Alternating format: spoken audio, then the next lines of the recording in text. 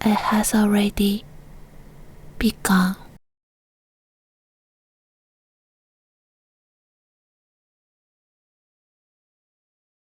Shikakage-no-kami. Long ago, in a mountain village far from any town, there lived a young man named Naoya. One night, he was returning home late. The only light on the narrow mountain pass was a pale glow of the moon. Then he suddenly noticed his shadow moved a moment too late. With every step, his shadow moved just a fraction of a beat behind him. Naoya gave a faint laugh. I'm probably just tired. The moment he murmured that, the shadow bowed its head. Naoya himself had not moved at all. At that moment, his grandma's voice returned to him. Naoya's grandma had been a village miko, the shrine maiden, the only one who knew the true name of the God of Shadows. Naoya, listen carefully. A shadow cannot hide your truth. Young Naoya had trembled at those words, but as he grew older, he filed them away as an old story, until the night his shadow began to sway. In that moment, Naoya suddenly understood why his shadow was shaking. He had spent years piling up small lies. When he hurt someone, he laughed it off as a joke.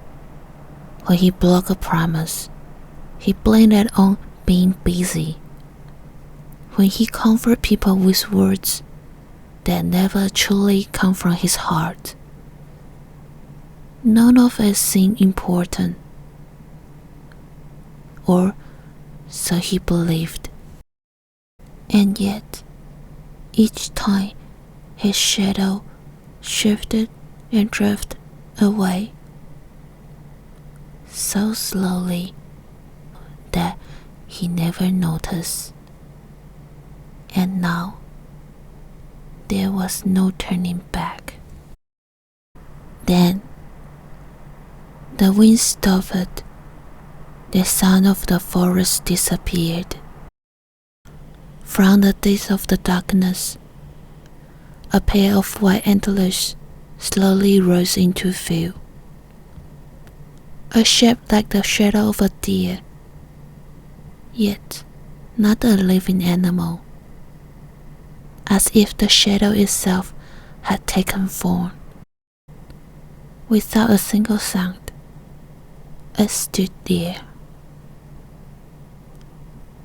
The Shikakage-no-kami. It did not look at Naoya's face. It fixed its gaze on the shadow trembling on the ground. The shadow trembled, lagged, stretched, and paled away from Naoya. Shikakage-no-kami lowered its antler in a slow, sullen motion. Wait! Please! His voice was swallowed by the darkness. The shadow slowly drifted away from him.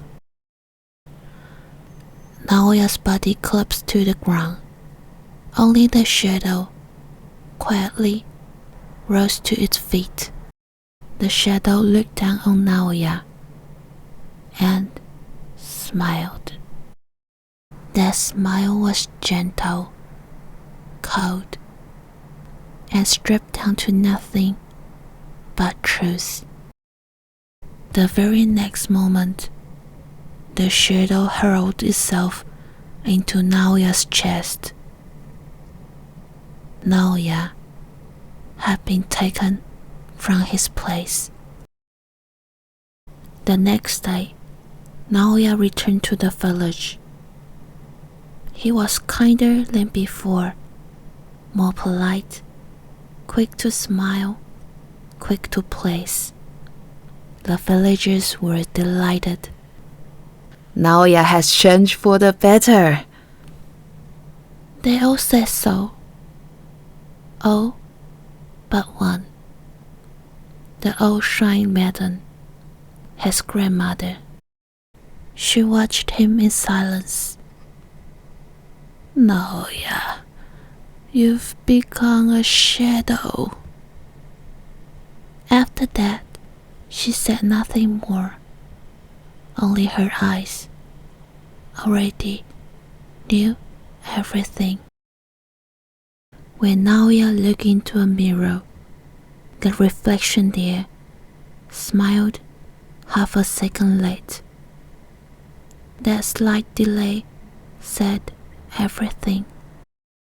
Deep within the mirror, far beyond the reflection, lost in the darkness, Naoya reached out his hand, begging for help.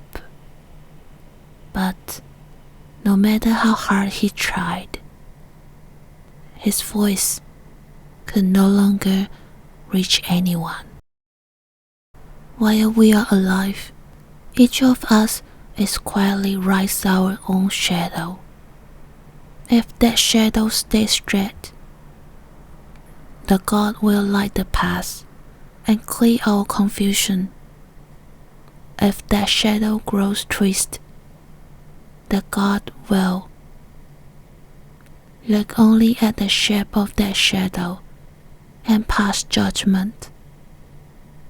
So, one night, if you notice your shadow start to tremble, then it has already begun.